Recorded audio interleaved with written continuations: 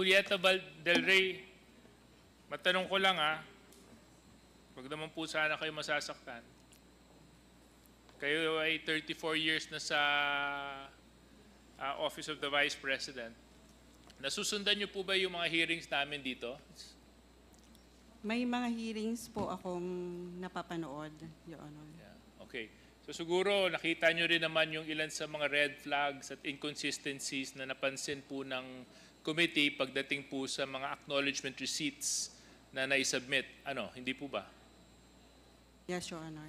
At ilan din po sa mga lumitaw na mga issues patungkol po sa confidential funds other than the acknowledgement receipts ay yung mga questionable utilization niya. Hindi po ba? Tama po. Aware din po kayo. Ma'am, would you say or to a certain extent be able to determine pagdating po ba sa management ng Office of the Vice President, the same level and style of management was exercised during the time the Vice President was Secretary of Education? Again, Your Honor. Yung management style po, yung pagpapatakbo ng opisina, magkaparehas po ba yung estilo ng pagmamanage na ipinakita ni Vice President Sara sa Office of the Vice President at pati po sa bilang Secretary ng Department of Education? Hindi po ako aware kung paano minamanage ni BP ang DepEd. But I am under the Office of the Director of Admin and Finance. So hindi kayo masyadong aware. What about you, Attorney Sanchez? Was it the same management style? Was she strict? Was she on time?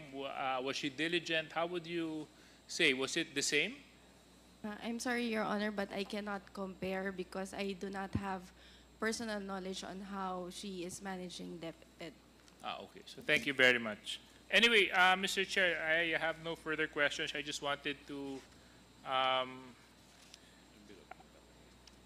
answer some get some answers from from Ma'am Villa Del Rey. Salamat po, Ma'am. Thank you. Ay, pahabol lang. Sorry, Mr. Yes, Chair. please continue. Ma'am Del Rey, so sinabi nyo kanina na susundan nyo yung mga hearings natin, hindi po ba? Yes, Your Honor. At career official din po kayo. At nag-oath po kayo kanina. Nangako po kayo na hindi po kayo magsisinungaling. Ma'am, kayo po ba yung nakakatanggap ng mga envelopes? Envelopes po na Na may laman na pera sa loob? No, Your Honor. Wala? No, Your Honor. Kasi sa DepEd may ganun May parang payola silang ibinibigay sa mga pumipirma ng mga dokumento. Sa inyo po? Wala po, Your Honor. Wala po kayo na... To recognize the Honorable Deputy Speaker, J.J. Suarez. Thank you very much, Mr. Chair. Magandang tanghali po, Ma'am Julieta Villa Del Rey. Magandang tanghali po. Ma'am, gaano katagal na po kayo naglilingkod sa ating pamahalaan? I started, Your Honor, 1990, about 34 years already. 34 years? Tama po ba ang rinig ko? 34 years. Tama po. So you've been committed to public service for a great part of your life. And you've been assigned to the Office of the Vice President only, or have you transferred to other offices? To Accounting Division, Your Honor, of the Office of the Vice President. Doon lang? Doon lang po. So doon kayo nag-umpisa at hanggang ngayon, nandun pa rin po kayo? Tama po. So, ma'am, sa nabanggit nyo, simula nung panahon ni Laurel, nandun na po kayo? Yes, Your Honor. Last 2 years po ni BP Laurel. Okay. So sa maraming vice presidents na pinaglingkuran po ninyo, ngayon lang po nagkaroon ang Office of the Vice President ng malaking halaga para sa confidential funds. Tama po ba ito? As I recall, Your Honor, tama po. So never in the past has a Vice President received this large amount of confidential funds? Not at this amount, Your Honor. Thank you very much. Now, Ms. Villa Del Rey, kanina nababanggit po yung halagang 125 million na natanggap nung fourth quarter of 2022, first quarter of 2023, second quarter of 2023, third quarter of 2023. Tama. So, kung di po ako nagkakamali, that's 4 na cheque. Tama po. Yung 4 na cheque pong yun ay aabot ng 500 million pesos. Tama po ba yun? Tama po. Okay. Ma'am, matanong ko lang bago ako tumulak sa susunod kong mga tanong. Sa nakalipas na mga hearings namin, kayo po ay pinadadalhan po namin ng imbitasyon. Tama po. Bakit kayo lang po kayo nag-desisyon na dumalo? Sir, as I mentioned po sa aking statement, the first invitation nakasama ako, I was only from September 23 to October 14. And then, for the second invitation po, nakasama rin ako because of the matagal kong absence is marami po akong backlog. So, I have to attend to many tasks, Your Honor. Kaso lang alam niyo naman po yung kahalagahan ng mga pandinig na ito. Bakit hindi niyo po binigyan ng sapat na importansya para po makadalo sa Committee ng Good Government? Sir, that is the reason po na nag-attend kami ngayon. But after receiving a subpoena, Yes, Your Honor. so I think, ma'am, sa 34 years niyo na pong paglilingkod, hindi na dapat maabot sa subpoena, dapat on mere invitation pa lang nakakadalo na po kayo. Dahil sa totoo lang, hindi naman siguro dapat tumagal ng ilang hearing kami dito kung dumadalo po yung mga resource persons namin. Given that career official pa po kayo, 34 years binanggit ninyo. Ngayon, ma'am, patungkol po dun sa confidential funds, before you issue another check, documents have to be submitted to your office with regards to how this was utilized and how it was liquidated, correct? No, Your Honor. Ang basis lang po ng liquidation sa books of accounts is the received transmittal letter from ICPAO. Hindi, kunyari, humingi sila ng 120, nag-release kayo ng cheque ng 125, di ba? For 125 ng fourth quarter of 2022. For you to issue another disbursement document, they have to submit the necessary requirements as to how the previous 125 was utilized, correct? Hindi po. Ang basis po ng liquidation, once receive ang transmittal letter, duly stamped received by ICPAO, yun po yung time na iti-take up ko ang liquidation sa books of accounts. So, liquidated po yung cash advance. Upon request of the next issuance of cash advance, I will issue po certificate of unliquidated cash advance for the SDO. Okay, kasi tulad po kasi nung nabanggit ni Congresswoman Zamora, nakasulat po kasi dito, supporting documents are complete and proper. At naka-affix po yung signature nyo dito. Yes, Your Honor, that is pertaining to the supporting documents for the issuance of cash advance. Yeah. So when it comes to the supporting documents, can you just enlighten me and educate me? What are these supporting documents that need to be complete and proper before you issue another cash advance? For the issuance of cash advance, Your Honor, the disbursement voucher and the ORS should be supported with special order of the designated SDO, the approved banding from the BTR, the physical and financial plan of the fund, the specimen signature of all the disbursing officers of the ORS and DB, the SBR or the copy of the GAA, and the notice of cash allocation, Your Honor. If it is a succeeding cash advance, it should be supported with certification of no unliquidated cash advance of the SDO. At lahat po ito natatanggap ninyo? Yes, Your Honor. At bago po kayo mag-issue ng disbursement, dapat tinitiyak nyo na kumpleto lahat? Tama po. At hinihimay nyo lahat ng mga dokumento, lahat ng mga papeles, lahat ng mga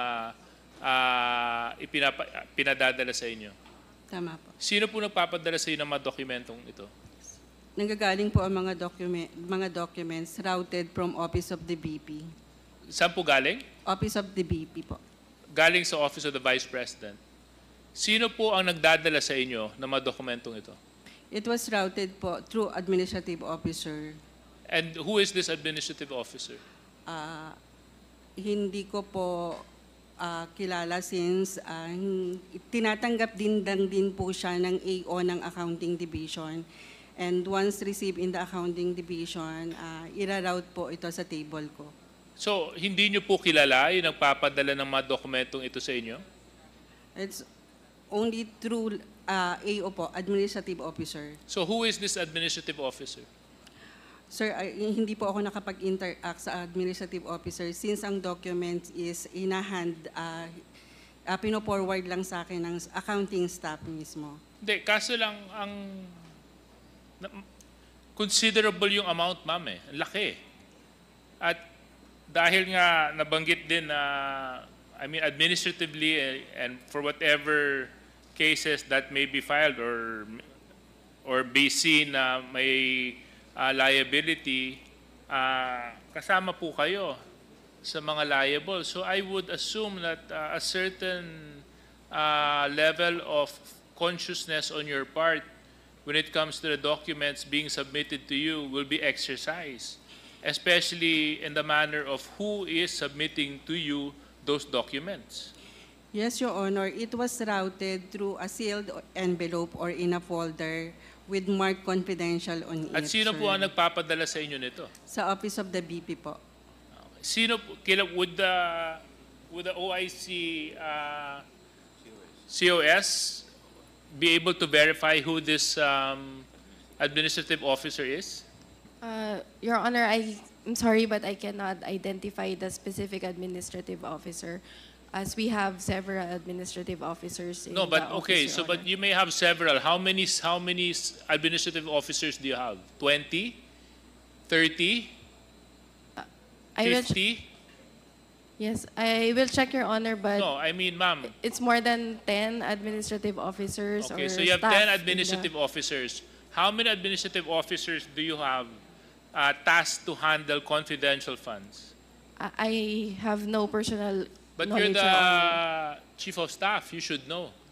Your Honor, I was only the OIC.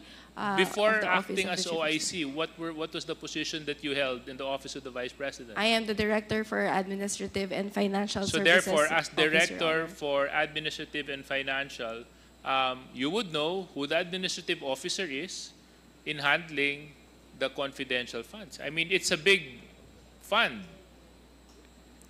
And it's very delicate in its nature that proper care would have to be given to it and attention. So dapat trusted at maasahan ninyo kasi kung magkaroon ng bulilyaso sa pag-handle ng pondong ito, malaking halaga po ang pinag-uusapan natin. You're talking about 125 million pesos per quarter. That's 500 million. So who is the administrative officer that you have tasked from the Office of the Vice President to submit these documents to your chief accountant? Your Honor, again, I apologize, but I am really not privy to that information, Your Honor. Will you be kind enough to find out? I will try, Your Honor. I will check, Your Honor. Thank you very much. So, Ma'am Julieta Valdre, matanong ko lang wag naman po sana kayo masasaktan. Kayo ay 34 years na sa Office of the Vice President. Nasusundan niyo po ba yung mga hearings namin dito? May mga hearings po akong napapanood, Your Honor. Yeah. Okay. So siguro nakita nyo rin naman yung ilan sa mga red flags at inconsistencies na napansin po ng committee pagdating po sa mga acknowledgement receipts na naisubmit. Hindi po ba? Yes, Your Honor. At ilan din po sa mga lumitaw na mga issues patungkol po sa confidential funds other than the acknowledgement receipts ay yung mga questionable utilization niya. Hindi po ba? Tama po. Aware din po kayo. Ma'am, would you say or to a certain extent be able to determine pagdating po ba sa management ng Office of the Vice President, the same level and style of management was exercised during the time the Vice President was Secretary of Education?